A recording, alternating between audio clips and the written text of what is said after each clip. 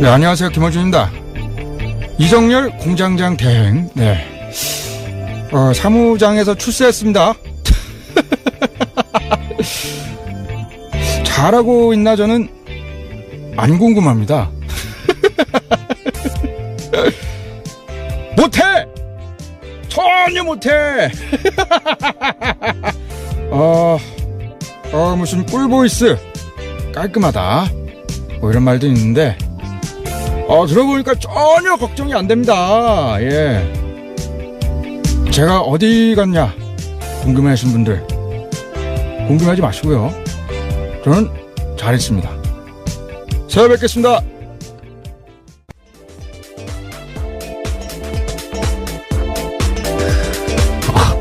예, 시사인의 김은지입니다. 제 내막을 좀 말씀을 드리자면, 어젯밤에, 오프닝을 제가 작성을 하는데, 오프닝을 쓰지 마라. 그래서 겁이 덜컥 난 거예요. 하도 오프닝 때 사고를 치니까, 못하게 하는구나. 야, 언론 자유 탄압하는 뉴스공장 각성하라. 이거 준비했는데, 따로 준비를 하셨다 그래서 이거였군요. 예. 지금 공장장의 네. 목소리를 따라한 네. 분이신 거죠? 저 잘 모르겠습니다.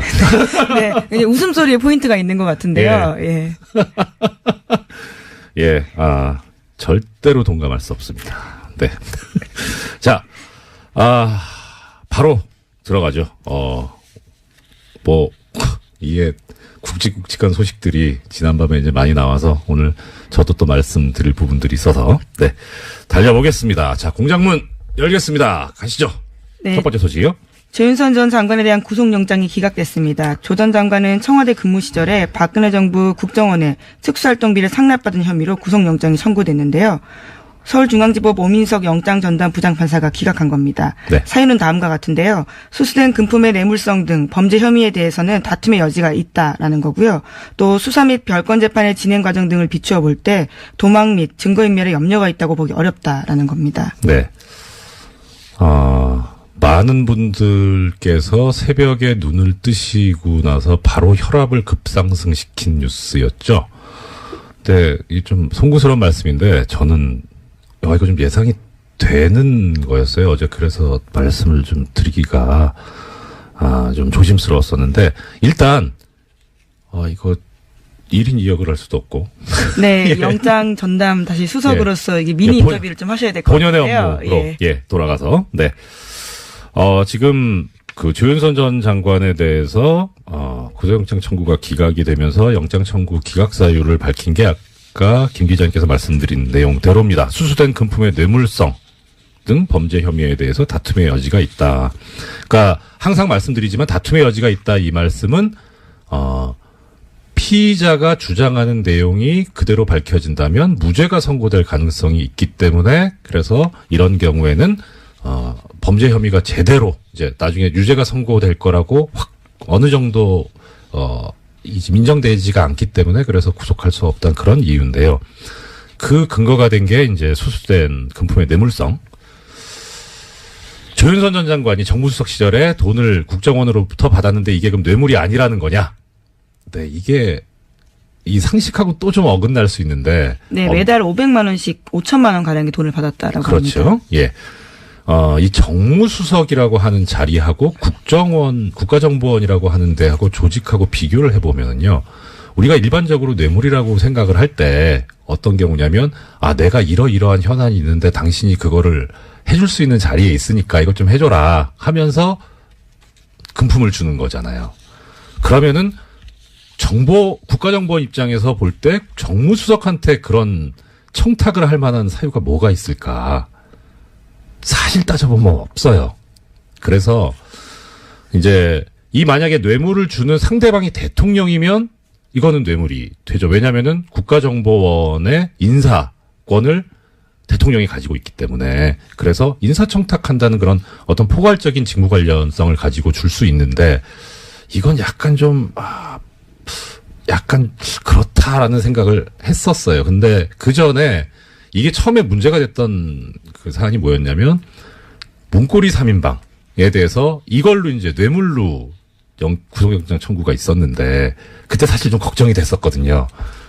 엄밀하게 말하면 국가정보원하고 문고리 3인방하고 또 이게 관련이 없는데. 네, 그런, 뇌물에 대한 대가성에 대한 부분이죠. 그렇죠. 예, 직무 관련해서. 근데 그게 어떻게 해결이 돼서 영장이 발부가 됐냐면 이 박근혜 전 대통령 시절에 청와대 구조가 워낙 특이했었기 때문에 원칙적으로 법률적으로 보자면 비서관은 아무 이런 직무 관련성이 없지만 이 사람들을 통하지 않고서는 갈 수가 없어요.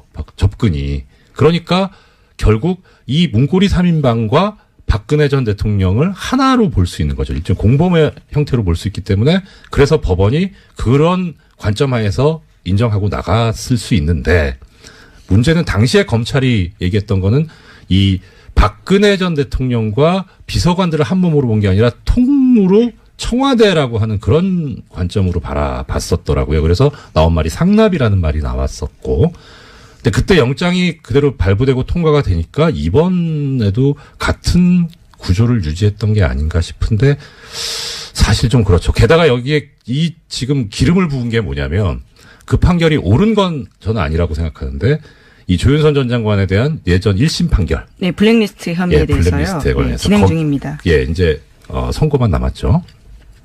거기서 그 재판부가 판결 이후에 아주 황당한 논리를 제시를 하는데 뭐 애청자 여러분들 기억하실 겁니다.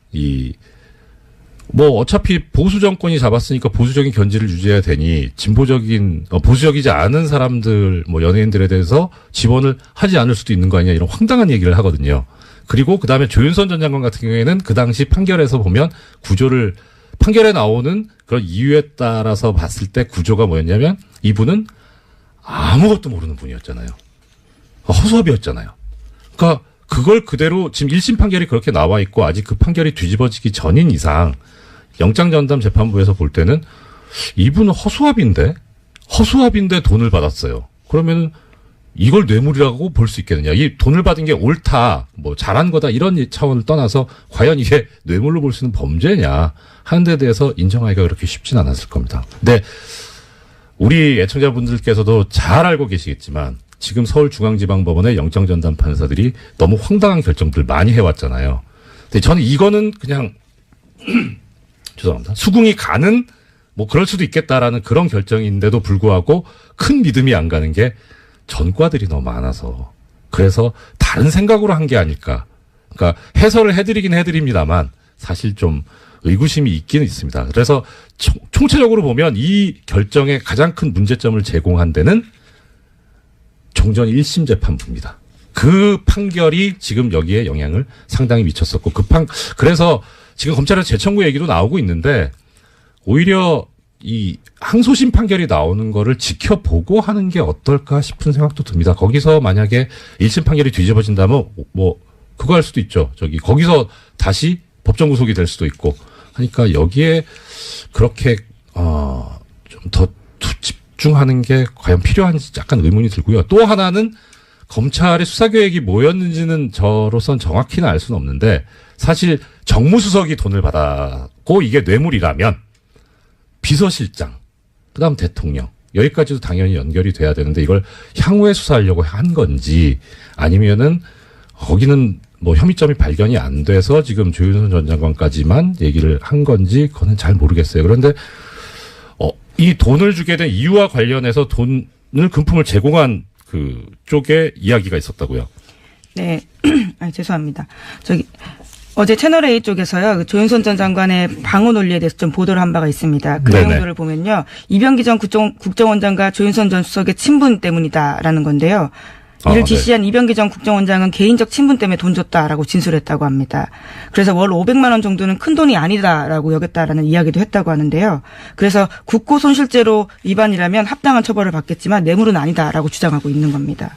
국고손실죄가 더 센데 원래 왜 이러시는지 모르겠어요. 근데 그렇다면은 액면 그대로 받아들이면 이 말이 진실일 수도 있을 것 같아요. 근데 이 말이 진실이더라도 더 아프죠. 우리 국민들 입장에서 보면 아니 도대체 이건 무슨 우리가 뼈 빠지게 벌어가지고 일해서 벌은 거 가지고 세금 냈는데 그걸 자기들 이게 후배가 불쌍해 보여가지고 주는 이런 돈으로 쓰였다는 게 네, 월 500이 큰 돈이 아니다라는 주장도 좀 황당하고요. 게다가 검찰에서는 돈 준 방식에 대해서는 주목하고 있는데 네. 잡지에 현금 봉투 끼워서 조심히 그러니까 몰래 줬다라는 거거든요. 이제 그만큼 이 돈을 주는 것이 적당하진 않다라는 것을 스스로 인식했다라고 판단하는 거죠. 농담할 분위기는 아닙니다만 이 잡지가 시사인이라면 좀 어느 정도는 정상 참작의 여지가 있지 않나? 네. 청와대에서 시사인을 현금 봉투에 끼워서 줬다면 그것도 놀라운 뉴스겠네요. 네. 예. 자, 그러면 여기에 관해서 이제 채널A도 보도를 했는데 조윤선 전 정무수석은 비서관이 줘서 받았을 뿐이다. 예, 결국은 또다시 허수아비 논리를 이야기하고 있는 건데요. 네. 그냥 줬으니까 받았을 뿐이고 이것이 위법한지 몰랐다라는 주장을 하고 있습니다. 그래도 나름 아시는 분들은 아실 텐데 조윤선 전 장관이 저랑 사법연수원 동기거든요. 이분이 연수원대 아니랬는데 갑자기 정치계로 들어가서 허수아비가 되셨는지 왜 이렇게 이게 저 법률계에서는 이렇게 얘기합니다. 우리가 그 항변이라는 말을 쓰잖아요. 보통은 무효 항변, 취소 항변 이러는데 이거를 바보 항변이라고 합니다. 바보 항변은 법률상 이유가 없는데 받아들이지 않는데 참 열심히 쓰시는 것 같습니다. 자, 다음 소식이요.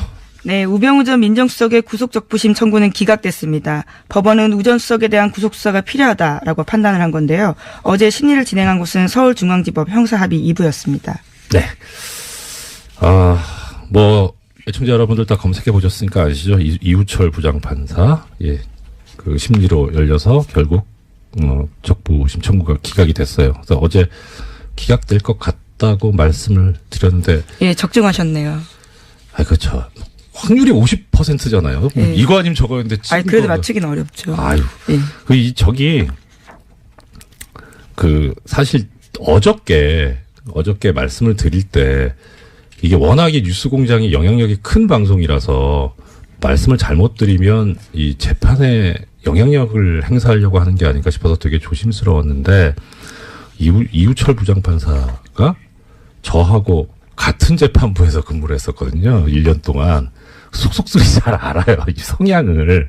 그래서 하나 걱정스러웠던 거는 그러니까 진짜 정말 정의롭다까지라고 평가는 못하겠지만 또 존경하고 믿고 따르는 선배인데 이분이 그 성향을 보면은 그동안에 오염되지만 않았다면 그러면 당연히 이분 성향상 이런 자신의 권력을 사적인데 동원하고 이용하는 거에 대해서 하는 게 그걸 못 참는 분이거든요. 그런데 그러니까 소위 말하는 정말 정통 보수적인 그런 분이어가지고 근데 늦게까지 안 나와서 오염되셨나? 이거 퇴근 전에 6시 전에 분명히 나올 줄 알았는데 그건 좀 걱정을 했었어요. 근데 역시 기대를 벗어나지 않는. 네.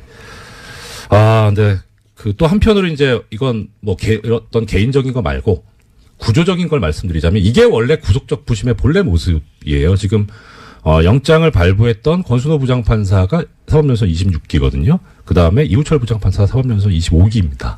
그러니까 물론 그렇게 선배라고 치면 선배일 수는 있는데 이렇게 같은 급의 지방법원 부장판사들이 한 결정에 대해서는 서로 존중을 하고 그래서 영장 발부 이후에 나온 사정만 가지고 이게 석방할 어떤 이유가 합당하냐 아니냐 그렇게 심사해 왔는데 이걸 무너뜨린 게 예전에 김관진 전 장관 때 신광열 부장판사였죠. 그러니까 그때 다들 이거 이러다가 어떻게 하려고 그렇게 하나는 그런 비판이 나왔던 거고요. 네, 그 관련해서 뉴스가 어제 또 나왔습니다. 그러니까 김관진 전 국방장관 같은 경우에는 군 사이버사령부가 댓글을 통해서 선거에 개입한 혐의로 구속된 바가 있는데요. 네. 범죄 성립 여부가 불투명하다라는 이유로 적부심에서 풀려났습니다. 그런데 어제 국방부가 비밀의자 문서를 보면요. 김 전 장관에게 불리한 내용들이 들어있습니다. 총선을 앞두고 당시 여당을 지원하려고 한 뚜렷한 정황이 있다라는 건데요. 그렇기 때문에 이 적부심이 적절했나라는 논란이 일고 있습니다. 네. 이 부분에서 제가 하나만 더 말씀을 드리자면 여기는 또 법규가 애매모호하게 돼 있어요. 그러니까 그때 시간이 모자라서 말씀 못 드렸는데 김관진 전 장관 같은 경우에 가장 이제 받았던 혐의 중에 가장 중한 부분이 군형법 위반이었거든요. 정치에 관여하면 안 된다. 군인은. 근데 이분은 군인이 아니잖아요. 현재는 민간인이죠. 민간인이죠. 그러니까 원래 군형법 적용 대상이 아닌데 그런데 그럼 왜 군형법을 적용을 하느냐. 군인과 함께 범죄를 저질렀기 때문에. 그래서 군형법을 적용을 해가지고 구속영장을 청구를 해서 그게 발부가 됐는데 문제는 그거예요. 정부조직법인가에 보면 정확하게 지금 저 기억이 가물가물한데 국무위원, 그러니까 지금 장관은 국무위원이잖아요. 이 국무위원은 그 정치 관여하는 데서 처벌 조항이 없어요. 정치 관여를 하면 안 되지만, 정치 운동을 하면 안 되지만. 그래서 정무직 공무원의 경우에는. 그러니까 군형법에 따르면 원래 자기가 적용받는 그런 법인 국가공무원법이죠. 국가공무원법에 의하면 처벌 대상이 아닌데 공범이 되면 처벌받는 게 말이 되냐라는 논리를 들이댔던 거고 그게 먹혔었는데 재밌는 거는 2006년도에 이 비슷한 판례가 하나 있었어요. 대법원 판례가. 아마 그게 상당히 참고가 됐었을 거다라는 생각은 들긴 하지만 나중에 법이 바뀌어가지고 그래가지고 그것도 처벌의 대상이 된다고 바뀌었었는데 그 바뀐 법을 몰랐을 리가 없는 것 같은데 바뀌기 전 법을 적용해서 그래서 당시에 그래서 지금 조금 전에 말씀하셨던 거죠. 범죄 성립 여부가 불투명하다 해서 석방을 했는데 안 불투명합니다. 투명합니다. 범죄됩니다 이거. 네, 게다가 계속해서 증거들이 나오고 있어서요. 예, 그러니까 이 증거의 문제가 아니라 법적인 문제였었거든요. 그런데 뭐 지금 이렇게까지 되니까 이제 근데 뭐 마지막으로 이 부분에서 하나만 더 말씀드리자면 그 당시에 그 신광열 부장판사를 비롯한 서울중앙지방법원 형사수석부가 무슨 만행을 저지른 거냐면 이 군이 댓글을 달면서 정치에 관여한 부분에 대해서 새로운 증거가 정말 뭐 한 트럭이 나와도 구속적 부심에서 석방이 된 경우에는 피의자가 도주했거나 증거를 인멸한 경우가 아니라면 그걸 그 동일한 범죄 사실을 가지고 구속을 다시 할 수가 없어요. 새로운 증거가 아무리 나와도. 그래서 적부심이 그만큼 무서운 거거든요. 진짜 조심했어야 되는데 그렇게 하고 나니까 참 더 허탈한 거죠. 우리 국민들 입장에서 보면 증거는 계속 쏟아지고 있는데 법적으로 방법이 없으니까요. 네, 그런 문제가 있습니다.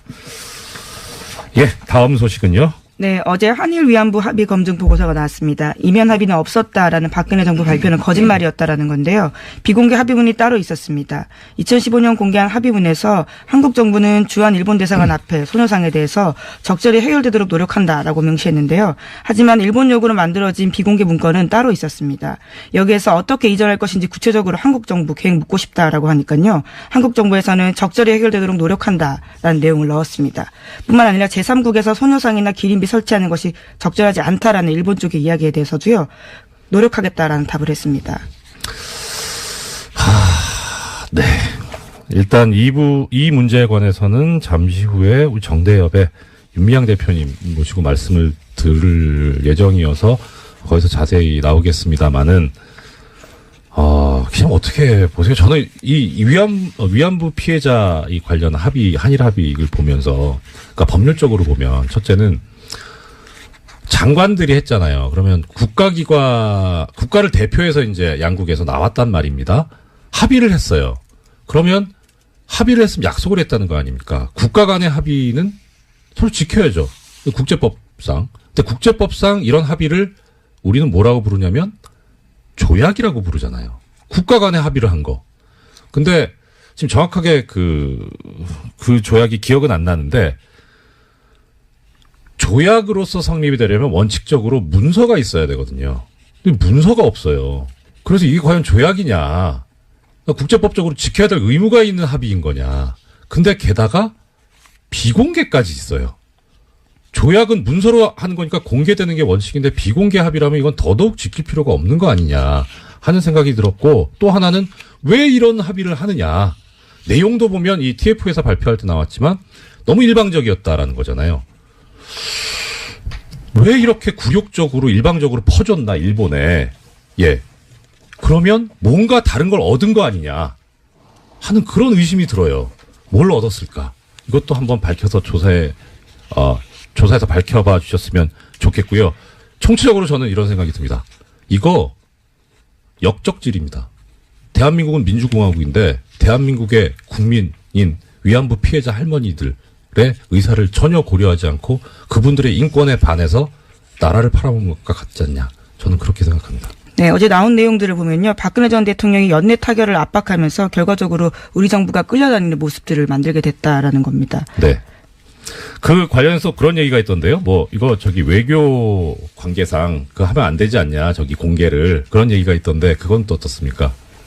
네, 그와 관련해서 어제 윤병세 전 장관 같은 경우에는요, 그런 주장들을 했습니다. 피해 할머니들이 고령이고 합의가 시급했기 때문에 관련된 사업들을 수용했다라는 이야기도 하고 있고요. 네.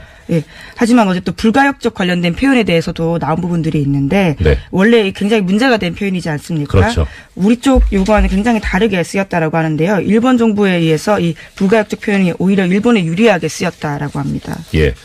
뭐 무슨 생각으로 시작한 건지 모르겠는데 이렇게 뭐 이용을 당했든 강하게 협력을 했든 간에 이거는 민족 반역적인 그런 책임을 면할 수가 없다. 저는 그런 생각입니다. 벌써 시간이 이렇게 됐네요. 지금까지 시사인의 김은지였습니다. 감사합니다. 네, 고맙습니다. 바로 이어서 조금 전에 저 말씀드렸던 정대협 대표님 모시기 전에 이 시간에 항상 고정으로 나오시는 우리 리얼미터의 권순정 조사분석실장님 모시고 한 해를 마무리하는 이 여론조사 내용에 대해서 이야기 들어보겠습니다. 어서 오십시오. 반갑습니다. 안녕하십니까. 네, 오랜만이네요. 어떻게 여기서 뵀는지. 우리 앞으로 맨정신에만 항상 보는 거예요. 자, 항상 전해주시는 내용, 우리 주 초중반에 우리 대통령, 그리고 정당의 여론조사 집계 결과 어떻습니까? 네, 이번에는 대통령하고 정당은 좀 짧게 넘어가고요. 네. TBS 의뢰로 2,000명 조사를 특별조사를 했어요. 네. 그걸 조금 더 길게 소개해드리겠습니다. 그 부분을 제가 더 길게 소개해드릴게요. 네. 리얼미터에서 연말을 맞이해가지고 우리 청취자님들을 위해서 평소보다 더 돈을 많이 들여가지고 자세하게 조사를 하셨다. 예. 네. 먼저 대통령 지지율을 말씀드리면요. 네. 지난주 주간 집계 대비 2.2%포인트 하락해서 네. 67.7%입니다. 부정평가는 0.6%포인트 상승해서 25.7%입니다. 네. 지난주 금요일 날 일간이 71.7%였는데요. 우리 성탄 연휴로 해서 월요일까지 쉬었잖아요. 그래서 그렇죠. 26일 날 첫 조사했는데 26일 날 70.3%로 빠졌습니다. 네. 그리고 어제 27 수요일에 67.7%로 다시 빠졌습니다. 네네. 무슨 일이 있었는지 좀 봤더니 예. 제천에 직접 방문을 하시지 않았습니까? 예. 그 이후로 조금 많이 올랐어요. 네. 근데 며칠 지나는 동안에 언론이라든지 야권에서 제천 화재 참사에 대해서 정부 책임론을 상당히 길게 들고 나왔습니다. 이런 부분들이 있었고요. 그리고 극우 인터넷 매체에 청와대 직원 탄저균 백신 접종 보도 있었고, 네. 또 여기에 꼬리를 물고 일부 보수 언론에서 북한의 탄저균 공격 가능성 이런 보도까지 많이 양산되어 있었습니다. 네. 이것이 26일까지 있었는데요. 이것과 함께 임종석 실장 중동 특사 공세도 상당히 길게 지금 아직까지 진행되고 있고요. 네. 이런 다양한 어떤 요인들이 영향을 미친 것으로 보입니다. 지금 실장님 말씀해 주신 그런데 이 다양한 요인들을 보면 네. 다 가짜 뉴스 아닙니까 이거 다? 가짜 뉴스로 인해서 물론 뭐 그거야 뭐 판단은 이제 이 여론조사 행하시는 또 국민 여러분들께서 하시겠습니다만은 가짜 뉴스로 인해서 이런 그것이 영향력을 미쳤다는 맞습니다. 것이 좀 언론이 얼마나 중요한 존재고 중요한 역할을 해야 되는지 사실 청와대 직원 500명에게 네. 탄저균 백신 접종을 시켰다 이런 부분들은 사실상 믿기 상당히 힘든 뉴스가 아니겠습니까? 네, 뭐 내부에서도 부정을 했고요. 제가 봤을 때는 이런 부분들은 아마 믿는 사람들은 거의 없을 것 같아요. 네. 그것보다 그 이후에 일부 보수 언론에서 나왔던 예. 탄저균을 매개로 해서 북한의 공격 가능성이라든지 네. 다양한 어떤 반개 언론 보도가 더 큰 문제가 아닌가 싶습니다. 예. 네. 근데 또 그 보도를 한 매체들을 보면 뭐 북한은 사실 못하는 게 없잖아요. 그렇죠. 예, 그 바닷속에서 어뢰를 타고 가서 저 천안함에 부딪히길 하질 않나. 네네. 예, 그 농협의 뭐죠? 전산망에 침투해가지고 거래 내역을 막 만들었다 지웠다 하잖아. 사실 그거 어떻게 막습니까? 대책이 뭔지 그 보도를 하는 보수 매체에서 좀 답을 줬으면 좋겠어요. 이게 뭐 지금 여론조사하고 네. 관계없는 얘기니까. 전반적으로 지난주, 지난주 해서 네. 언론하고 야당의 공세가 상당히 강화가 되고 있는 것은 분명한 사실인 것 같습니다. 네. 한 가지 짚고 넘어가야 될 것은 제천 화재 참사 그 현장 대통령께서 방문 후에 충청권에서 상당폭 결집을 했습니다. 네. 75.5%에서 80%까지 상승을 했었는데요. 예. 충청권에서 80%를 넘는 것은 잘 보기 힘든 지지율입니다. 예, 이게 네. 좀 조심해서 말씀드려야 되는데 일단 분석 차원에서 말씀드리자면 네. 이 대통령이 직접 현장을 이제 방문해서 했던 이야기. 네. 이런 상황에서는 대통령이 할 일은 욕이라도 먹어야 되는 거다, 유가적으로. 네, 그런 말씀을 하셨죠. 얘기가 네. 좀 인간적으로는 상당히 좀 와닿았던 그런 이야기였었던 것 같고, 그래서 그러지 않았을까. 네, 안전 문제를 대통령이 직접 네. 책임질 수 없지 않습니까? 예. 관료 공무원들은 매개가 있고 또 그런 그 인적 요인뿐만 아니라 시설이라든지 네. 장비라든지 그런 요인이 있는데 그런 부분들 대통령이 한순간에 1년도 안 되지 않았습니까? 다 책임질 수 없기 때문에 네. 아마 대통령께서 그런 말씀을 하시지 않았나 싶습니다. 예. 그리고 더 나가서 좀 이제 화가 났던 거는, 아니, 이렇게 지금 실장님 말씀하신 대로 장비라든가 인력이라든가 이런 문제가 있는데 여기에 관해서 그럼 빨리 확충을 하고 네. 국가에서 지원을 해줘야 되는데 이걸 예산을 이걸 깎아버리니 예산을 깎아놓고 실제 가가지고는 소방관들의 처우 개선과 이 안전 화재 예방에 관한 법과 제도를 정비하겠다 이런 얘기를 하는 분들을 다 보면서 저분들은 어떻게 저렇게 얘기할 수 있을까? 그렇죠. 또 이 사안을 가지고서 또 공세로 역으로 또 들고 나오는 그런 부분들이 있기 때문에 네. 사실상 뭐가 뭔지 모르겠어요. 저도. 예. 예, 뭐 하여튼 일단 언론이 설령 가짜 뉴스를 전한다고 하더라도 우리 국민 여러분들께서 정확하게 좀 파악을 하시고 판단을 해주셨으면 좋겠고, 또 여기에 진실을 알고 계시는 분들이 쉬지 마시고 여러 군데 전파를 할 수 있도록 그렇게 해주셨으면 하는 그런 생각입니다. 예. 정당 부분 어떻습니까? 예, 정당 짧게 넘어가겠습니다. 네. 민주당도 하락했습니다. 1.2%포인트 하락해서 50.8%이고요. 한국당 역시 소폭 하락했습니다. 0.2%포인트 하락해서 네. 17.6%이고요. 바른정당이 안 대표 척하고 통합 행보를 계속 이어가고 있는데요. 0.7% 잘하세요. 0.7%포인트 상승해서 6.4%입니다. 네. 정의당이 2주째 오름세를 보이고 있습니다. 0.6%포인트 상승해서 5.8%이고요. 국민의당은 여전히 3주째 약세를 보이고 있습니다. 0.1%포인트 하락해서 4.8%입니다. 예, 그리고 이번에 심혈을 기울여서 하신 현안조사. 네, 그 이전에 됩니까? 조사 개요를 알려드려야 되는데. 이거 하면 끝나잖아요. 이번 주준조사는 네. TBS 의뢰로 화요일부터 수요일까지 이틀간 조사를 했습니다. 전국 19세 이상 성인 1,005명을 대상으로 했고요. 유무선 전화 면접과 자동 응답 방식으로 실시했고, 네. 표본 오차는 95% 신뢰 수준 플러스 마이너스 3.1%포인트입니다. 응답률은 4.9%였습니다. 예, 청취자 여러분 아시겠습니다만은, 오차 범위가 3.1%니까 더하기 빼기 3.1까지 감안해서 네, 생각하시면 그렇게 되겠다는 보셔야 될 것 말씀이죠. 같습니다. 네. 네. 예, 현안 어떤 내용이 있습니까? 예, 요번에는, 사실상 국민의당이 분당이 현실화될 가능성이 높은데, 네. 분당이 된다고 했을 때 새로운 정당 구도가 만들어지지 않습니까? 예, 예. 이 속에서 과연 정당 지지도가 어떻게 펼쳐질 것인지. 그리고 여기 관심 많잖아요. 네, 예, 또 이걸 그 근거로 내고 이후에 있고. 예. 6.13 지방선거에서 어떻게 펼쳐질 것인지. 네. 그걸 중심으로서 좀 살펴봤는데요. 네. 그러니까 국민의당하고 바른정당이 통합한 정당이 하나 생기고, 그리고 국민의당과 바른정당의 통합을 반대하는 네. 주로 이제 호남 의원분들이죠. 그분들을 정치 세력을 집어넣어서 조사를 해봤더니 네. 더불어민주당이 기존의 현재 정당 지지도보다 한 4.2%포인트 빠져가지고 47.4%가 나왔고요. 그래도 높네요. 네. 자유한국당 역시 0.6%포인트 하락해서 17.8% 정도 나옵니다. 네. 근데 여기서 봐야 될 게 국민의당하고 바른정당하고 통합정당이 얼마나 나왔냐면은 12.8%가 나왔는데요. 예.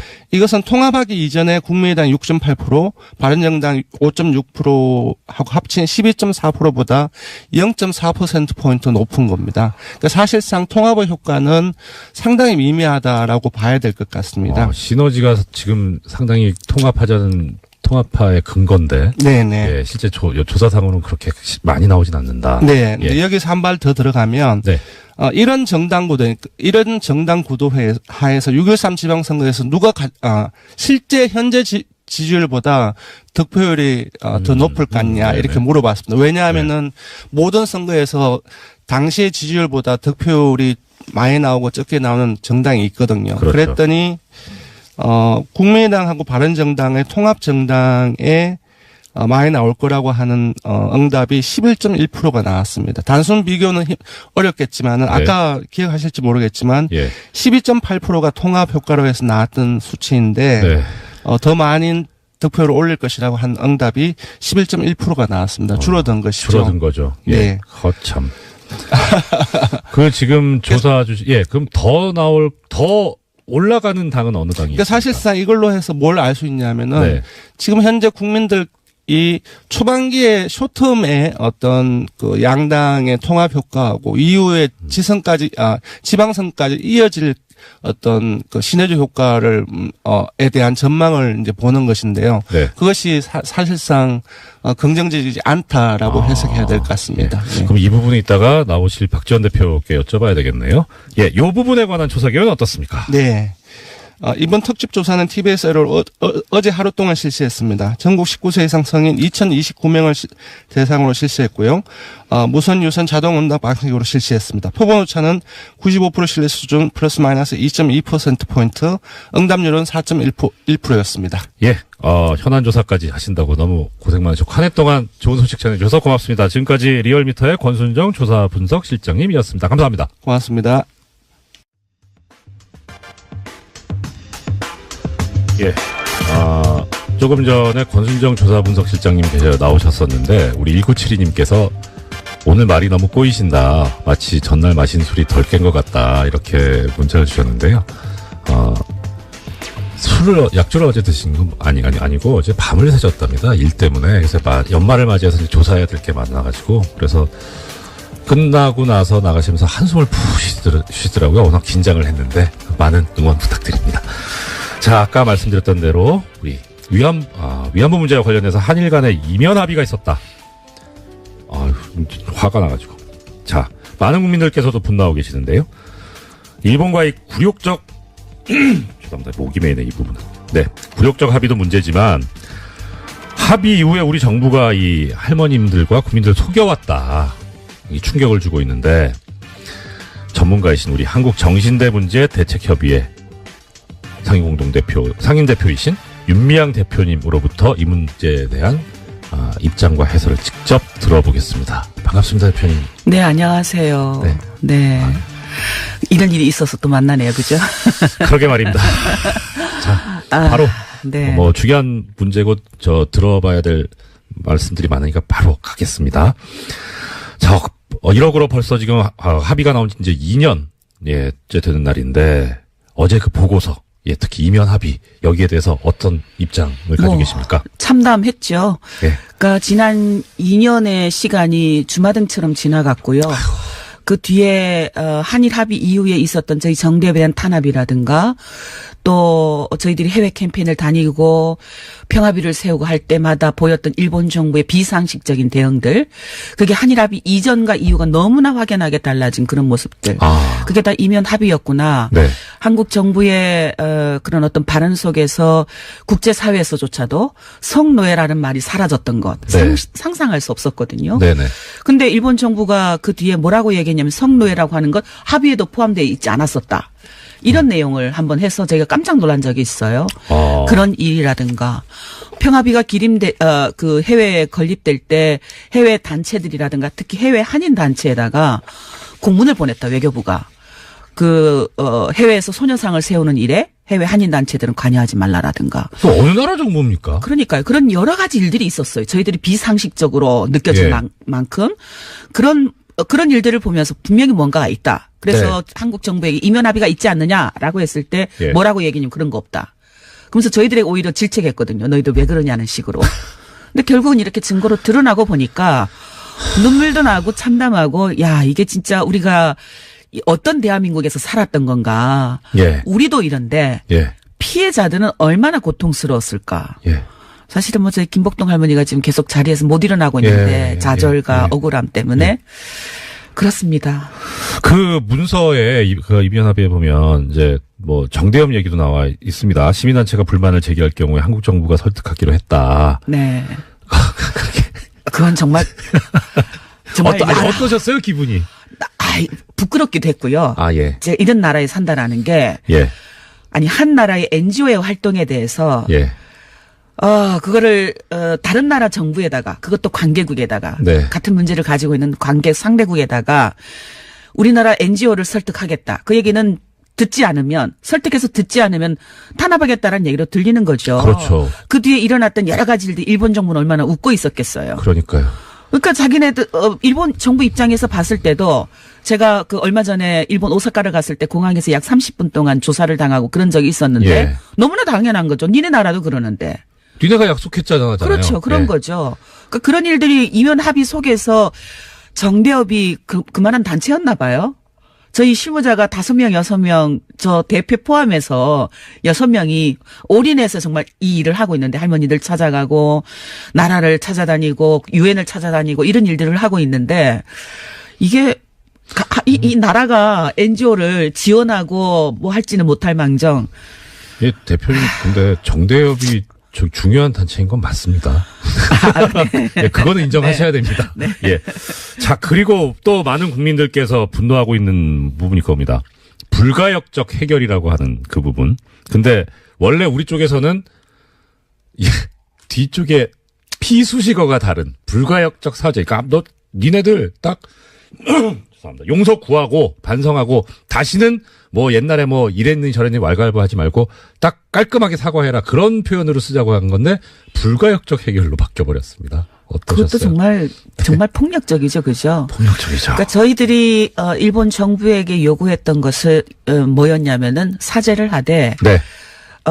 늘 그 사람들이 했던 거는 총리 개인으로서 사과한다라든가 사죄다 아니에요. 오詫비, 사과. 예.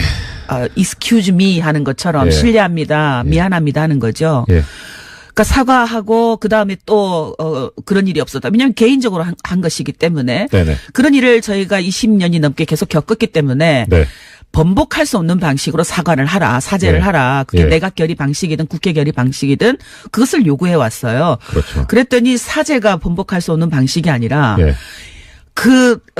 피해자들의 요구도 다 맞아 있지 않은 뭐 이게 애매모호한 반성에 뭐 도대체 예. 저 내용이 뭐지 하는 그런 애매모호한 본질에다가 불가역적인 해결이다라는 표현을 담은 것.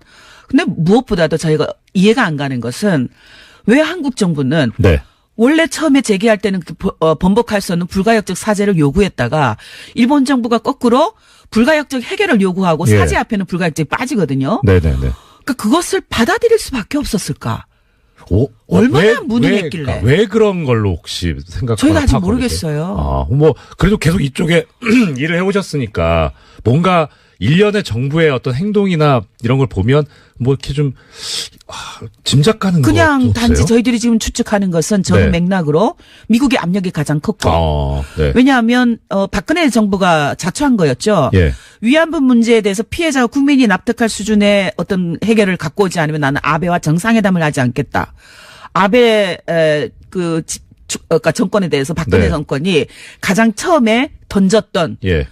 그 아주 피해자들은 전혀 예. 원하지 않았던 예. 올인한 거죠, 말하자면. 예. 예. 외교, 경제 모든 문제를 외교를 위안부 문제와 예. 그러니까 그렇게 해놓고 보니까 미국의 입장에서 봤을 때는 한미일 군사 어떤 협력을 통해서 미국이 갖고 있는 아시아 태평양 전략을 제대로 수행해 나가야 되는데 이 둘이 만나지 네. 않겠다라고 하니까 답답한 거죠. 싸우자는 거냐? 그런 거죠. 느낌이죠. 그러니까 이제 관계 개선을 요구를 했고 결국은 자국의 나라도 아닌데 네. 남의 나라가 미국이라는 나라가 한국과 일본의 역사 문제, 그것도 인권 문제에 개입하게 하는 그런 동기를 박근혜 정권이 부여한 거죠. 빠져나갈 수 없는. 실제 그렇게 하려고 했는지 의사는 모르겠지만 일단 액면상으로는 너무 강하게 나가놓으니까 오히려 그것이 역으로 퇴로를 막아버린 상황. 그런 거죠. 예. 정말 위험한 길을 걸었던 거죠. 저는 그 말이 처음 나왔을 때 정말 그럴까라는 생각까지 했었는데 그때는 어떠셨어요? 저희들은 그때 왜냐하면 합의가 딱 발표되고 나서 그 전에 있었던 여러 가지 의심되는 일들이 네. 쭈르륵 줄기가 엮여지기 시작했어요. 아. 근데 지금도 마찬가지로 줄기가 쭈르륵 엮어지는데 예. 합의가 그러니까 2015년을 들어서기 전까지는 한일 국장급 협의를 진행을 하면서 그때는 피해자들하고 설명도 하고요. 네. 피해자들이 8.15 관련해서 서한을 전달하러 가면 국장이 직접 나와서 할머니들에게 지금 진행을 하고 있는데 네. 우리는 할머니들이 요구하는 것처럼 번복할 수 없는 방식의 사죄라든가 법적 책임 인정이라든가 이런 걸 요구하고 있는데 일본이 전혀 반응을 하지 않고 있다라는 얘기를 들었어요. 네. 근데 2015년 이번에 이제 드러난 거죠. 고위급 회담으로 갈 즈음. 네네. 그때 이미 불가역적이라는 걸 결정을 하는 거잖아요. 그러니까 그 전부터는 모든 것이 비밀로 저희들이 아무리 얘기를 해도 외교부는 모르고 있었어요. 그러니까 이번에 보니까 외교부가 결국은 허수아비였구나. 예. 진짜 몰랐구나. 예. 모든 것이 청와대와 안기부 국정원이 이것을 기획하고 준비하고 있었구나 하는 것이 드러난 거죠. 그러니까 보면 외교부는 우리 피해자 할머니들에 대한 립서비스 담당. 그런 거죠. 예. 네. 아니 국가기관이 이렇게 한 거에 대해서 이제 와서 그렇게 드러났고 보셨는데 이거 어떤 책임을 물어야 한다. 어느 정도 책임져야 된다. 어떤 생각이세요? 그 허수아비 역할을 하면서 외교 장관의 역할을 했던 윤병세 장관 지금 그만두셨지만 네네. 저는 사직이 그러니까 뭐라고 그러죠? 이 자리가 그러니까 끝나는 게 아니라 네네. 네. 명확한 책임을 물어서 예. 추궁해야 된다고 봅니다. 네. 왜 그렇게 방치했는지 예. 무엇보다도 외교에 대해서 비전문가이면서 네. 인권 문제 비전문가이면서 역사 문제 비전문가이면서 그것을 진두지했던 박근혜 네. 책임을 물어야죠. 그렇죠. 왜 피해자들을 이렇게 고통으로 몰고 갔는지 네. 국민들을 역사 문제에 충격을 빠뜨렸는지 네. 김복동 할머니 표현대로 역사를 10억엔 그 정유라의 말 한 필도 안 되는 값으로 그렇게 팔아버렸는지 이런 것을 추궁해서 책임을 물어야 된다고 봅니다. 추가돼야 되겠죠. 어떤 이제 국민들께서 이런 말씀들을 하셨어요. 처음에는 그러니까 이 위안부 피해자 할머니들 이 문제에 관해서 처음에 이제 그렇게 강하게 이 일본과의 정상회담도 안 하겠다 뭐 이런 식으로 강하게 나가니까 박근혜 정부에서 또 여성 대통령이 되니까 이 부분은 좀 다르구나, 공감을 하는구나 이런 얘기가 나왔었어요.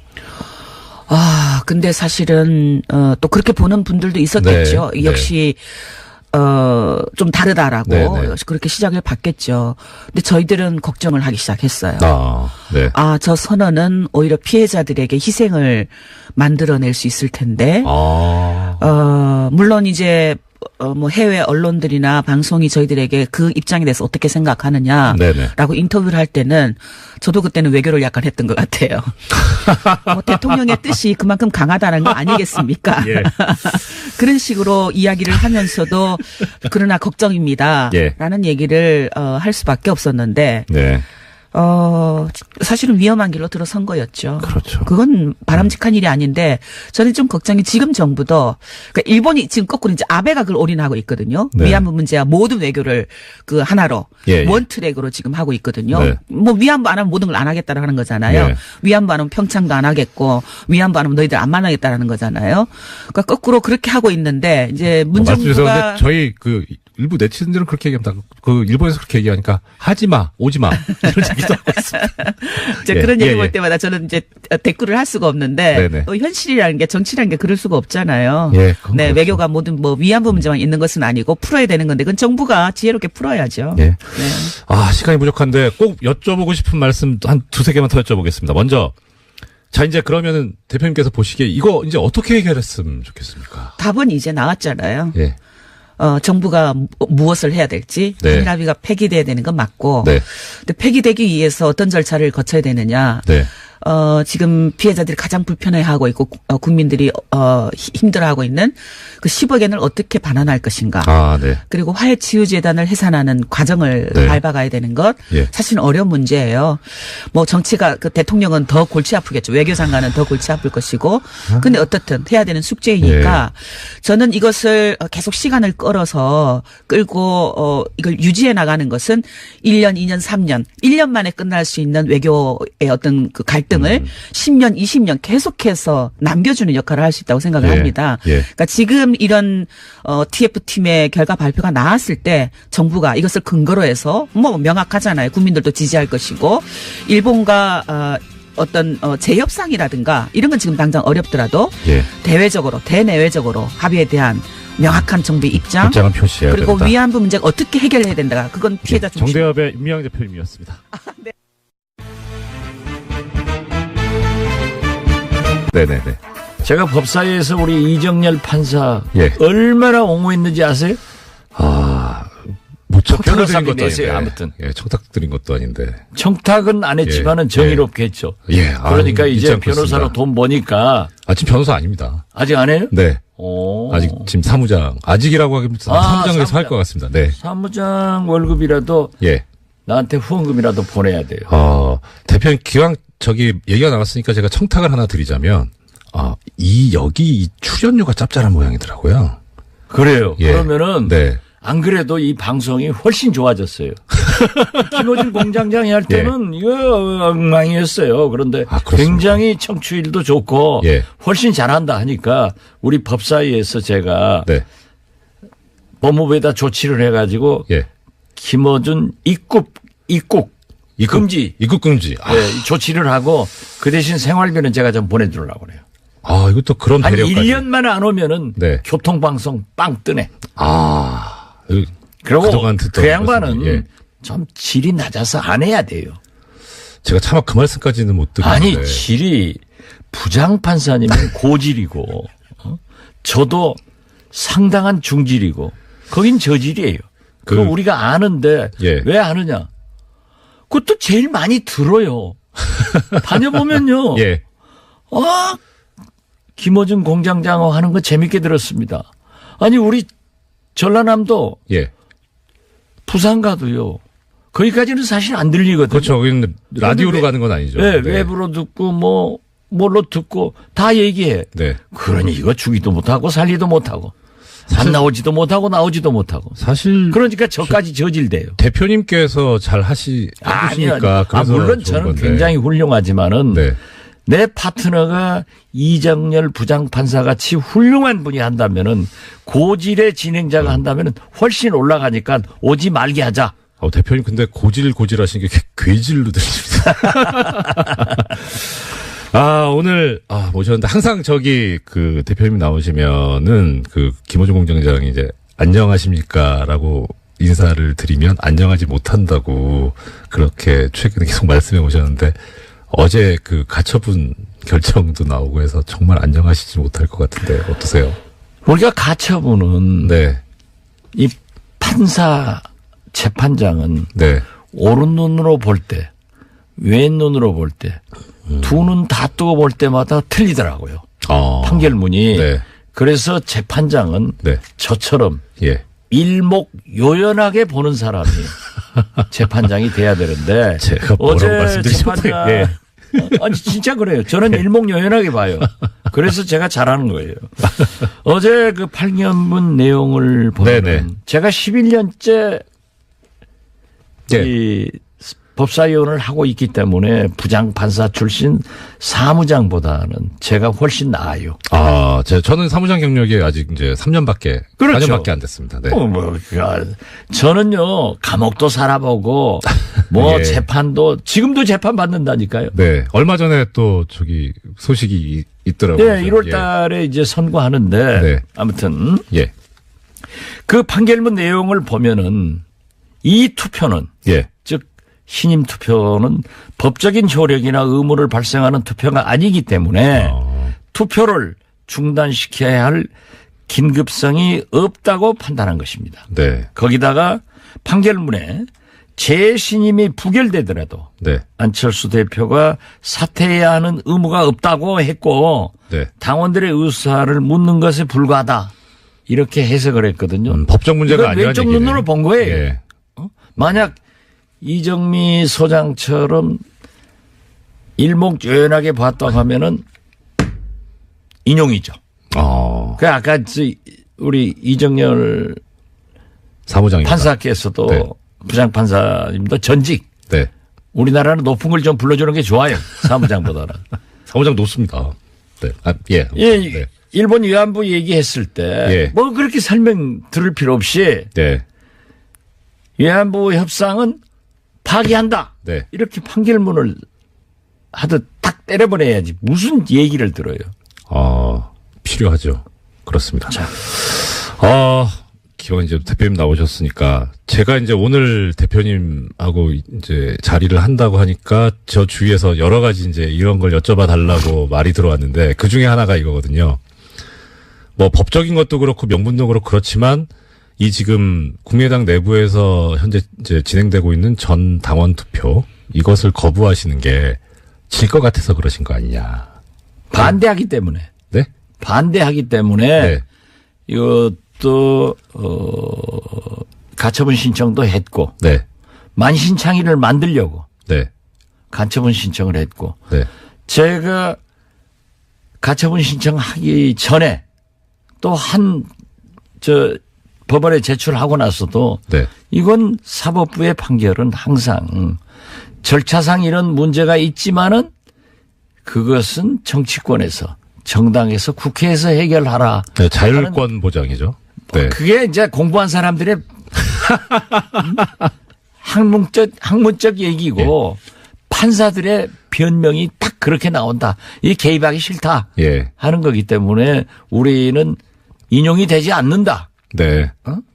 그렇게 기각된다 예. 하더라도 해보는 거고.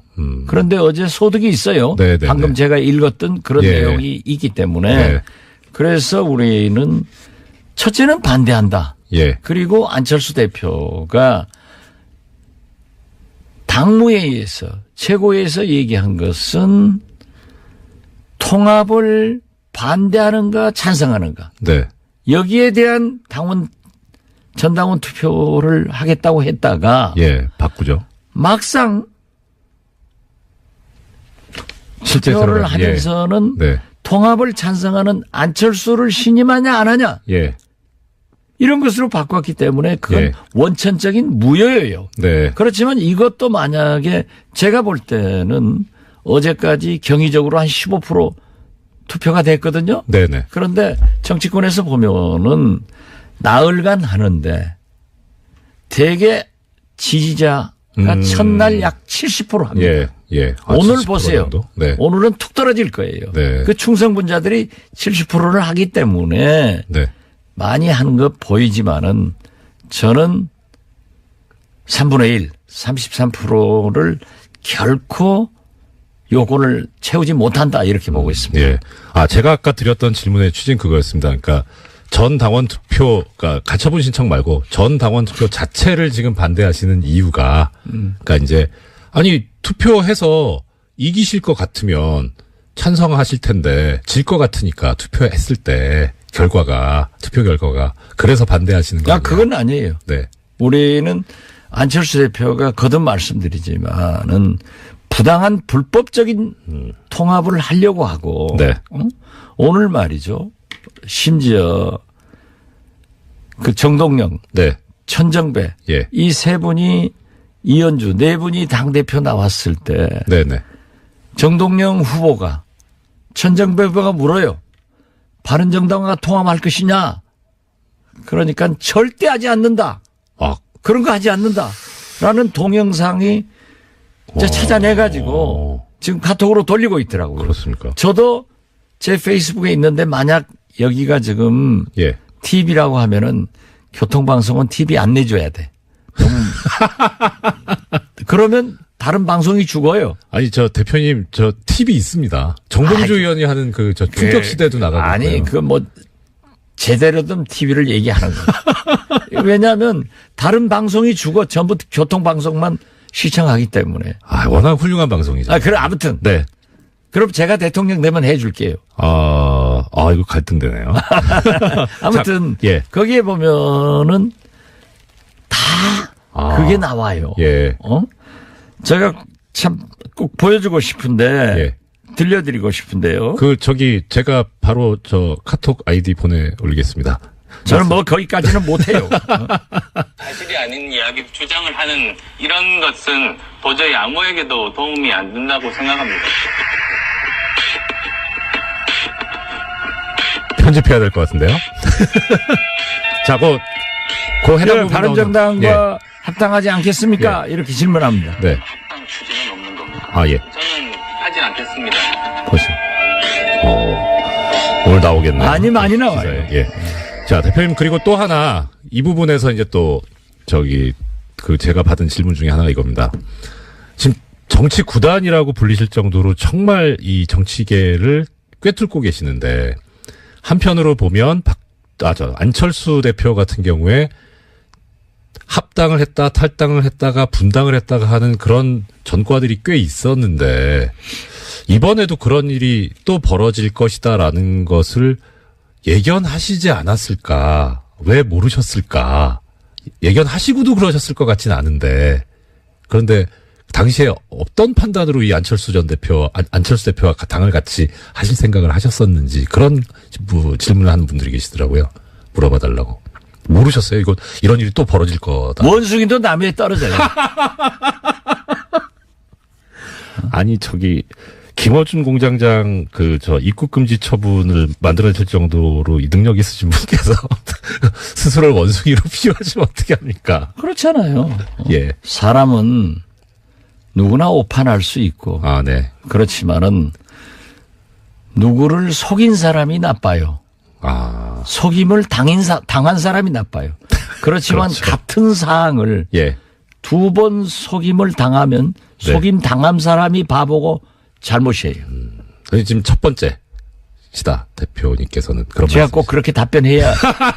우리 이정열 부사가 김어준 공장장한테 가면 많이 됐네. 아니요, 저희 이제 거기 답지 마세요. 스타일이 정확한 답변을 받아서 조서에 올려놔야 그래가지고 판결문 쓸 때 참고를 할 수 있겠죠. 지금 사무장이 무슨 건방지. 그러면 지금 이제 어떻든 아까 투표는 진행이 되고 있고 오늘부터는 이제 떨어질 거라고 하셨는데 안철수 대표나 이 통합파 쪽에서는 고무적인 일이다. 생각보다 더 많이 나왔다라고 얘기를 하고 있습니다. 자기들은 그렇게 홍보 고무적인 것으로 보이고 네. 또 우리는 거부를 하고 있기 때문에 반대를 하고 있기 때문에 예. 첫날은 그렇게 많은 거다. 예. 이렇게 얘기를 하죠. 아, 네. 그걸 감안해서 들으세요.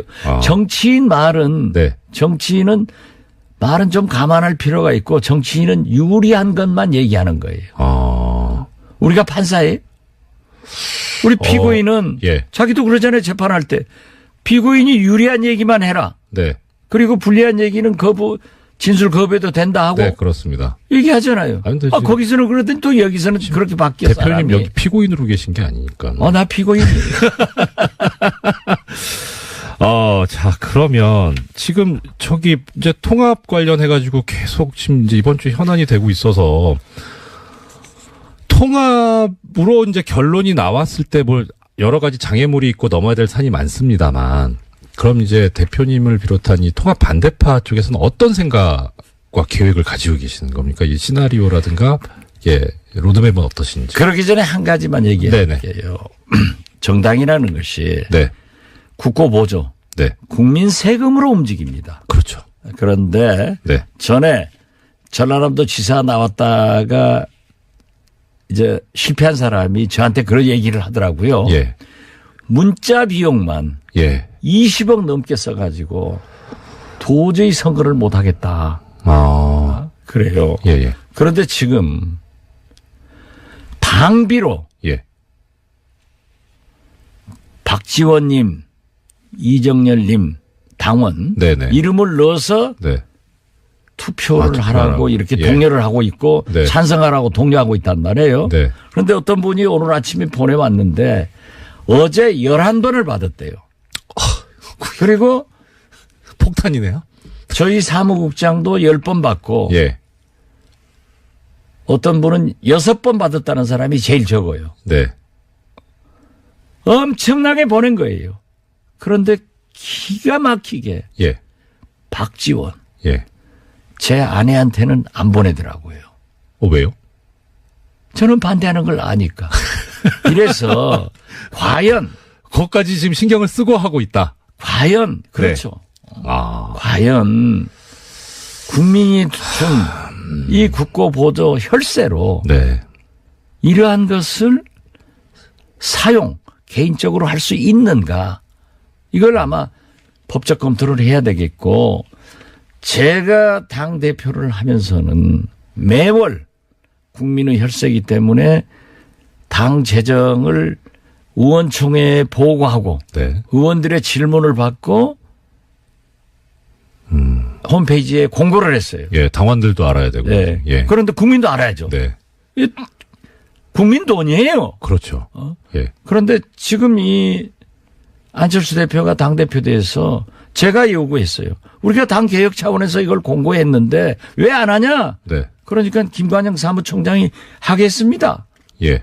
이런 짓 해서 되겠어요? 아, 그래서 아직 내가 참 바로 직전 대표로서 돈 네. 쓰는 것까지 얘기하는 것은 좀 소인배 같지만은 근데 저는 국민 돈이니까 중요하지 않습니까? 국민 돈이고 네. 이건 말이죠. 제가 그 20억 들었다 예.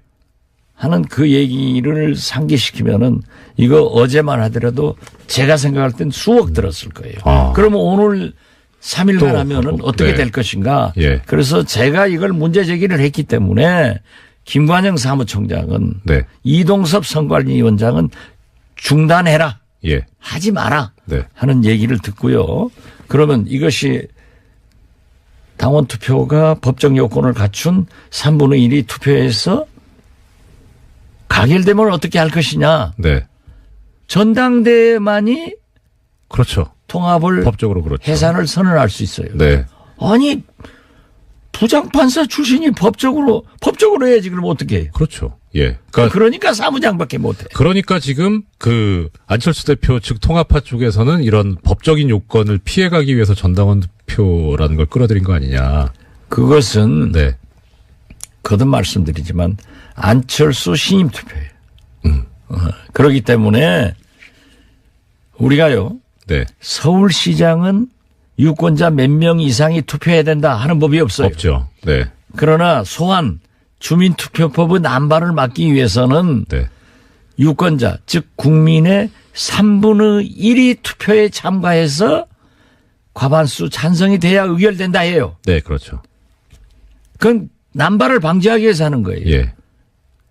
그런데 과연 우리 당은 당규에도 국민을 당원으로 바꿔놓은 것뿐이에요. 네. 그렇기 때문에 즉 전당원 투표제가 누구나 신청하면은 남발되기 때문에 억제를 시켜놓은 거란 말이에요. 네, 그렇죠. 그래서 이번에도 3분의 1이 돼야 된다. 오세훈 무상급식 예. 그때 나쁜 투표 해가지고 3분의 1은 안 되니까 개봉도 안 하고 덮었잖아요. 네. 이번도 저는 그렇게 된다. 네. 라고 하는데 안철수 측에서는 아니다. 예. 내 신임 투표 되니까. 박지원 당신도 19% 투표해서 대표됐고 내가 될 때는 24%. 그때는 또 경쟁자가 천정배, 정동영, 예. 이현주 세게 붙었으니까 투표가 더 한 거예요. 네. 그렇게 했을 때도 24%가 했기 때문에 그 필요 없다 3분의 1. 네. 그렇지만 그것은 당헌 당규. 우리 당헌 1호의 1호 당규. 예, 당원 규정 있죠. 당규. 예. 역시 예. 25조인가? 막 그런 걸로 되게. 법조인이라 다 공부해가지고 오셨군. 예, 저기, 이렇게 자료는 항상 가지고. 아, 잘했습니다. 네. 이런 말이 또 있습니다. 저기, 안철수 대표 같은 경우에 이제 2015년에 새정연 혁신안이 나왔을 때 당시에 당시 문재인 대표의 새정연 혁신안을 놓고 반대를 하면서 어떤 형태의 여론조사든 당원 투표든 이런 거 다 반대한다 할 때 그 근거로 들었던 것이 혁신을 해야 되는데 이게 대표에 대한 신임 투표로 버리니까 본질을 흐린다 이런 얘기를 했었거든요. 말씀하신 적이 있는데 지금 이 국민의당의 이 전당원 투표는 방금 대표님께서 말씀하신 대로 오히려 신임 투표로 가고 있거든요. 이게 좀 모순되지 않느냐 이런 지적을 하는 분들이 계시더라고요. 여기 대표님 생각은? 이게 안철수 대표야말로 진짜 참 착하고 좋으신 분이었는데 네. 또 과거형입니까? 정치를 하다 예. 보니까 저렇게 예. 오염이 빨리 되는 아, 감수성이 예민한 사람인가 네. 하고 생각을 해요. 아. 그래서 차라리 저분은 의사보다는 네.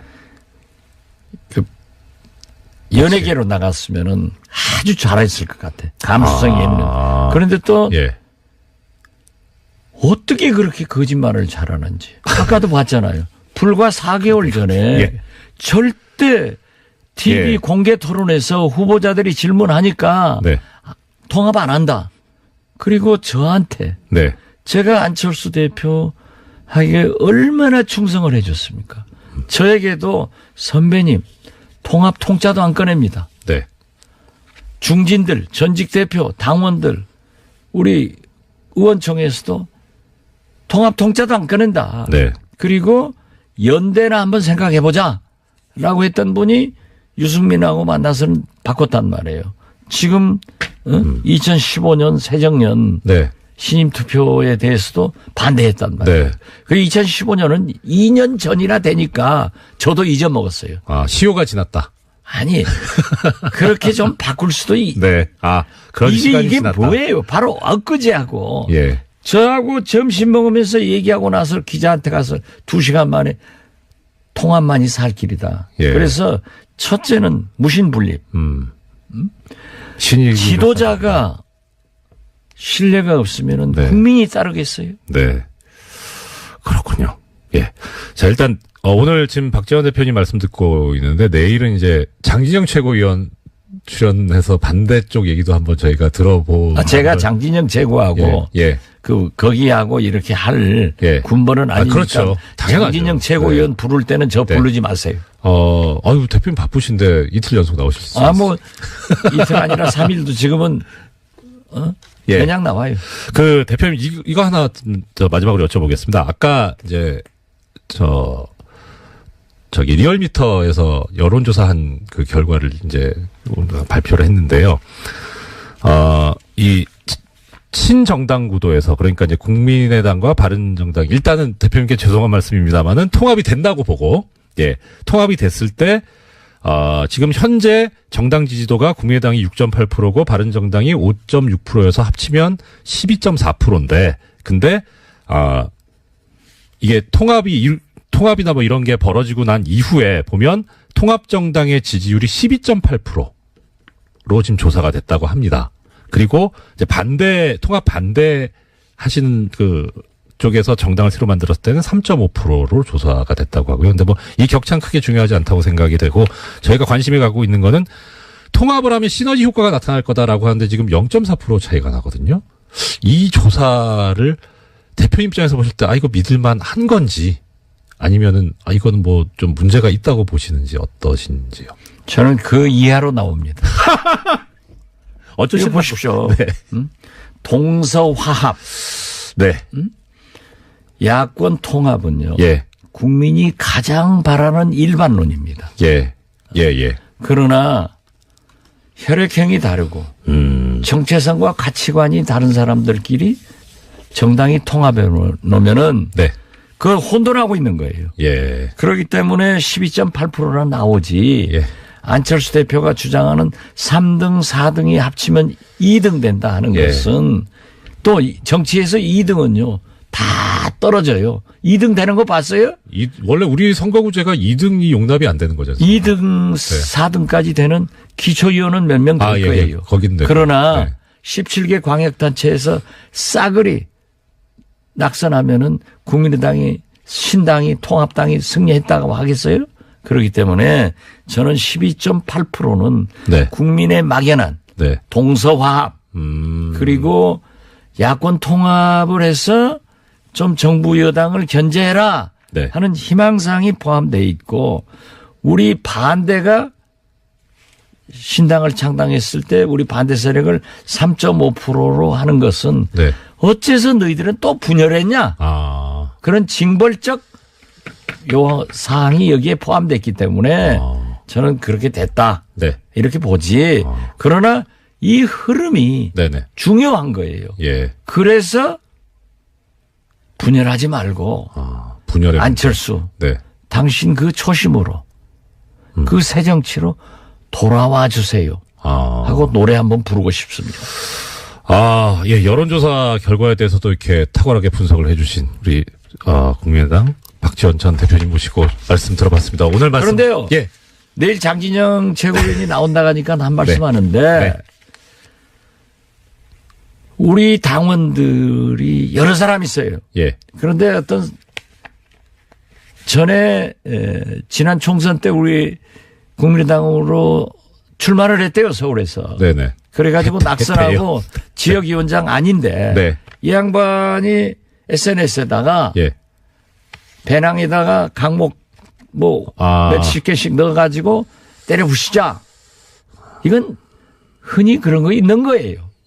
이걸 갖다가 최고위원이라는 작자가 침소봉대에서 막 퍼날려가지고 네. 또 언론에서도 이거 강목대에 나오는 것 아니냐 하지만은 그것은 상고시대 얘기야. 네. 지금 그런 거 없습니다.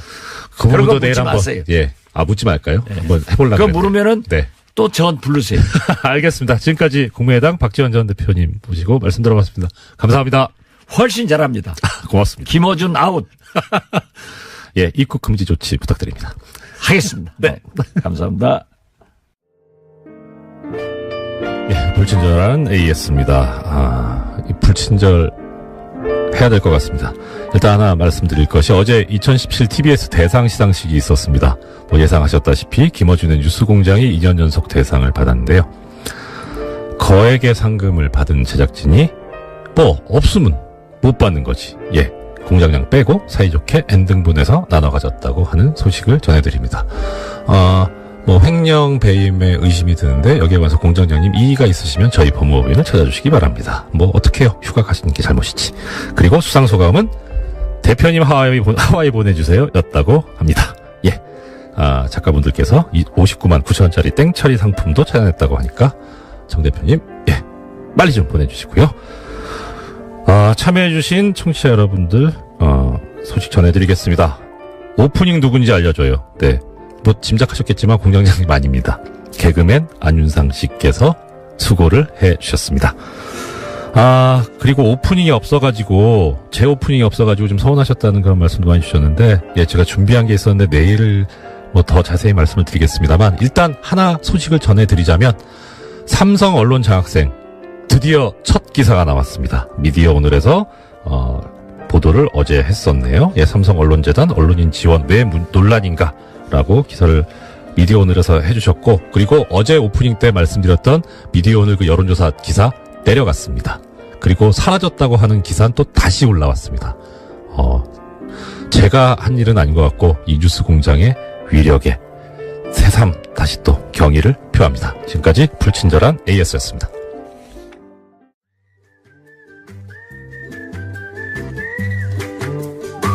아이고, 음악이 신납니다. 도시이야기, 도시건축가 김진애 박사님, 존경하는 김진애 박사 모셨습니다. 어서 오십시오.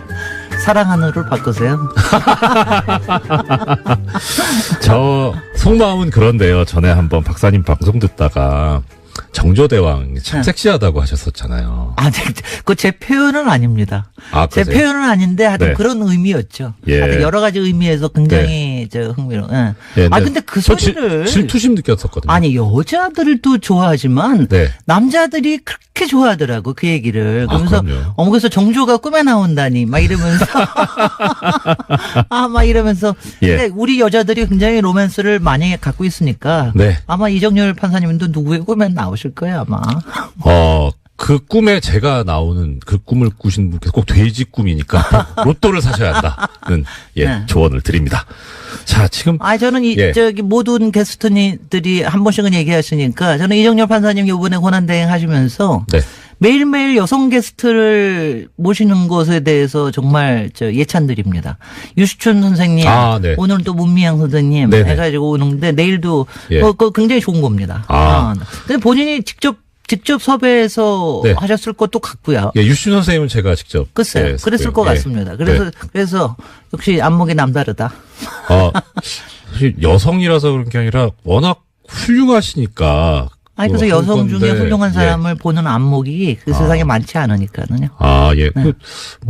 사실 박사님께서 말씀을 주셔서 그렇긴 한데, 가지고 계신 능력에 비해서 우리나라가 워낙 성차별이 심해가지고 여성분들께서 제대로 된 평가를 못 받고 계시잖아요. 그런 경우가 많죠. 네. 그럼 저는, 나오는 얘기 중에 붕괴하는 게 뭐냐면, 여성분들에 대해서 얘기할 때 남자들은 뭐 이렇게 능력, 뭐 성과, 업적에 대해서 얘기하는데, 항상 여성분들은 제일 처음 나오는 얘기가 미모더라고요. 미모, 그리고 남편. 김진애 검색하면 제일 먼저 나오는 단어가 김진애 남편 이러고 나오는 경우가 많아요. 아, 그렇습니다. 그래서 남편이 있나 없나 저런 여자인가 뭐 이런 거. 그러니까 그게 그러니까 그런 저기가 많은데 그런 건 굉장히 사소한 겁니다. 솔직히는. 근데 저 거기서부터 시작되는 거 아닌가 싶어서 네네. 말입니다. 그것보다. 아이 뭐 그러고 나니까. 아유, 오늘 저 청취자분들께서 도시 이야기 기다리실 텐데 제가 지금 다른 얘기를 하게 돼가지고 오늘 주제가 뭐 사실 저희가 사고 났을 때마다 제가 안전사고에 대해서 얘기를 안 할 수가 없었는데 네네. 그린벨트 2탄은 다음 주일에 김어준 공장장하고 하도록 하고요. 네네. 지난주에 1탄을 했는데 오늘은 안전사고 특히 이제 화재에 대해서 좀 얘기를 제천 해보는. 참사가 있었으니까요. 근데 여러 가지 분석들이 많이 나오기 때문에 제가 여기서 뭐 그 분석 얘기를 제천 사고 자체를 가지고 얘기하는 것보다도요. 네네. 여러분들이 안 믿으시지만 제가 겁이 굉장히 많은 사람이에요. 제가 하여튼 겁이 엄청나게 많아서 차도 천천히 달리고 하여튼간 하는데 그 이유가 뭐냐면 제가 어렸을 때 안전사고를 겪었거든요. 우리 집안에서. 그러니까 첫 번째는 우리 언니가 연탄가스 사고로 죽었고 우리 동생이 추락사고로 죽었고 그리고 특히 저기 했던 게 대학교 1학년 때 건축과 막 들어갔을 때 대형각 화재 사건이 났어요. 그때 창밖으로 떨어진 친구 중에 하나가 건축가 동문이었습니다. 그게 잘 나가던 애였는데. 요새 뭐 저기도 나와 지난번에 뉴스룸에서도 얘기하던데 민병 모을 거예요 아마. 그래서 그때 그 충격 때문인지 아니면 제가 워낙 안전사고에 저기 때문인지 하여튼 굉장히 겁이 많아요. 근데 제가 겁이 많다는 게 하여튼 우리 사회가 요번 제천 사고를 보면은 정말 안전불감증 때문에 나온 게 많거든요. 근데 정말 겁이 없다, 너무. 그래서 그러니까 겁을 먹는 방법. 겁을 먹는 방법이 사실은 그걸 갖다가 이제 대비하는 방법. 소심하자는 게 아니라. 그래서 그래서 이제 몇 가지로 우리 이제 일반 사람들 입장에서 그리고 실제 불이 나기 전에 우리가 방비해야 될 게 뭔가. 불이 났을 때는 어떻게 해야 되느냐. 그다음에 국회에서 해야 될 일은 뭐냐. 정부에서 해야 될 딱 세 가지씩 이렇게 이제 세 가지씩 이렇게 얘기를 드리면. 첫 번째 불이 나기 전에 우리가 해야 될 일은 뭐냐. 요새 보니까 막 목욕하기도 무서워 죽겠어요. 막 작가도 그러더라고요. 목욕탕에도 가기 싫고 막 그렇다고 그러더라고요. 근데 제가 농담 삼아서 얘기하면 제가 4층에 사는데 바로 옥상 밑에 살아요. 우리 집 옥상에는 밧줄이 있어요. 밧줄이 제가 불이 나면은 제가 얼마나 겁이 많은 사람인지 알겠죠. 벽에다가 앵커 박아놨고 앵커에다가 이제 필요하면은 줄을 묶으려고 그리고 이제 필요해서 이만한 동아줄 배에서 쓰는 동아줄이 그 옥상에 한 구탱에 있어요. 그래서 그럴 정도로 제가 이제 겁이 많거든요. 근데 겁의 문제는 아니죠. 아니 근데 그러니까 대비하는 거죠. 그건 밧줄 같은 그런 게 자기한테 필요합니다. 그래서 제가 이제 그 세 가지를 얘기를 드리면 첫 번째는 일단은 비상구 확인하는 습관을 해야 됩니다. 비상구 확인. 왜냐하면 저는요 영화관을 가든 뭐 극장을 가든 어딘지 간에 호텔을 가든 비상구부터 확인해요. 이거는 직업적인 훈련이기도 하지만 제가 겁이 많다는. 그러니까 비상구를 여기까지 얼마나 갈 수 있는가 이걸 비상구를 꼭 확인하셔야 됩니다. 그리고 비상구 없는 집은 가지도 마셔야 됩니다. 요번에 제일 큰 문제가 비상구가 잠겨 있었다는 거 아니에요? 비상구 그 목욕용품을 막혀 있었고. 그럼요. 그러니까 그건 말이 안 되는 거거든요. 그리고 그거를 비상구를 일부러 거기서 바람이 들어오니까 좀 막아달라 이런 거를 이제 소비자가 요구도 하셨다고 그러는데 그런 거 잊을 수가 없는 일이에요. 그래서 비상구 확인하시는 습관 꼭 하셔야 되고요. 그 다음에는 소화기 하나 비치하셔야 돼요. 소화기 비치. 근데 소화기 비치는 제가 요번에 저도 소화기 비치가 한 번 하면 끝나는 게 아니라 한 7년에서 10년마다 한 번씩 바꾸게 돼 있어요. 이게 오래되니까. 뭐 소모품이니까. 그러니까 저도 그래서 요번에 제일 먼저 한 게 소화기 바꿔야 되겠다고 들어갔더니 소화기 품절 됐더라고요. 전자 쇼핑몰에서. 네네. 그래서 많이들 소화기를 사시는 네. 모양이다. 가정용이 많이 저기가 됐더라고요. 예. 그래서 이게 다행이네요. 네. 그래서 이거 소화기 하나는 꼭 비치해 놓으셔야 되고요. 예. 그래서 그거는 눈에 잘 띄는 데다 해놔야 됩니다. 눈에 요새는 잘 띄는 디자인들. 곳에. 예. 그러니까 왜 어디든 업소에든 가면은 다 있긴 여기도 있다. 저 구석에 있네요. 네. 저 예. 구석에 3.3kg짜리 있네요. 예, 예. 근데 그거 잘 쓰지도 못하고 그러는데 눈에 잘 띄는 데다가 놔야 됩니다. 예, 눈에 잘 띄고 언제든지 뭐 사고가 발생했을 때 사용 가능할 수 있도록 손이 또 그리고 저 소화기가 아주 또 유용한 게 좀 무겁기도 네. 하기 때문에 왜 요번에 통유리 못 깨가지고 난리쳤잖아요. 예, 근데 그것도 저 모퉁이로 깨면 예. 그럼 깨지거든요. 저게 꽤 무겁기 때문에 예. 하여튼 여태까지 지하철 사고 뭐 이런 것 때문에 이제 망치 쓰는 법이라든가 많이들 알았는데 네네. 이제는 저기에 대해서도 그러니까 일반 시민들이 그걸 다 갖고 있어야 돼요. 그래서 그렇고. 저 소화기를 노래방 가서 마이크로만 대용으로만 사용해 봤었는데. 그거는 그거 위험하네요. 사진 좀 올려주세요. 잘못하다가 그거 예. 밸브를 뽑으시면 확 하고 나갈 수가 있으니까. 예, 그래서 분사되는 곳을 마이크처럼 쓰니까 얼굴에 분사될 수 있는 위험하겠네요. 근데 절대로 그 소화기가요. 예. 가끔씩은 흔들어줘야 돼요. 그 안에 이게 분말로 되어 있기 때문에. 그러니까 네. 그 용도는 좋았겠네요. 네. 흔들어 주시는 거를. 그렇네. 예. 그다음에 세 번째는 이게 좋았는데. 바깥으로 나갈 수 있는 데를 어느 한 군데는 꼭 마련하셔야 됩니다. 제가 이 얘기를 왜 하냐면은요. 바깥이라는 게 요새 왜 아파트에 발코니들 다 막잖아요. 제가 이것 때문에 저는 솔직히 항상 속을 끓입니다. 예. 저거 제가 원해서 더군다나 이게 2년 전부터인가는 불법이 아니게 됐어요. 그러니까 네네. 다 안으로 하는데 예.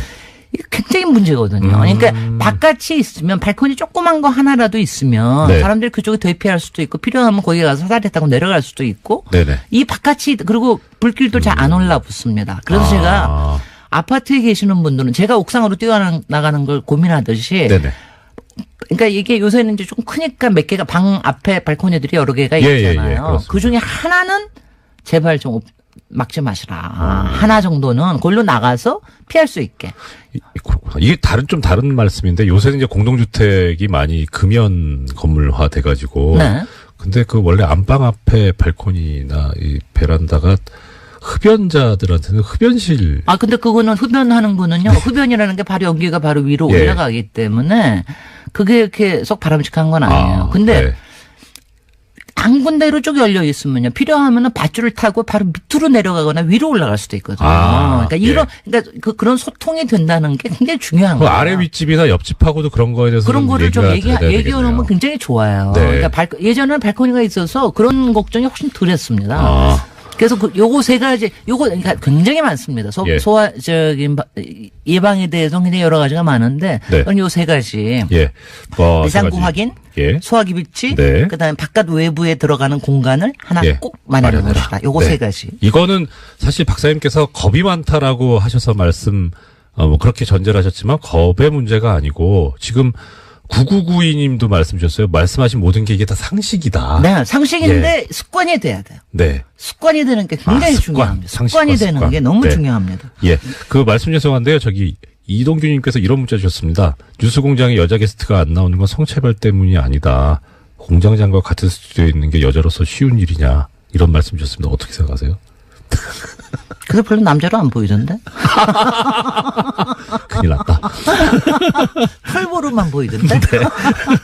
자, 그럼 이제 지금 이런 어떤 세 가지, 우리 해야 될, 말씀 주셨는데, 이제 이건 우리가 일반적으로 상식으로 가져야 되는 그런 문제고. 그 다음에 이제 실제로 불이 났을 때 어떻게 해야 되느냐. 그렇습니다. 예. 요번에 나타난 거. 왜냐하면 요번에가 제가 정말 화가 나는 게. 네. 요새 시설들이요. 요번에 보십시오. 스프링클러 다 있지 않았습니까? 네네네. 비상구도 다 있었잖아요. 예. 소방벨도 있었잖아요. 네. 다 있었는데 작동을 안 한 거 아닙니까? 말이 안 되는 거 아니에요. 스프링클러는 한 것 같기도 한 보도가 있긴 했는데 제대로 안 터졌죠. 예. 아니, 356개가 다 있었는데 네. 밑에 급수전을 막아놨다는 거예요. 왜냐하면 누수가 있기 때문에. 그러니까 이런 게 아무 소용이 없다는 건데 네. 일단은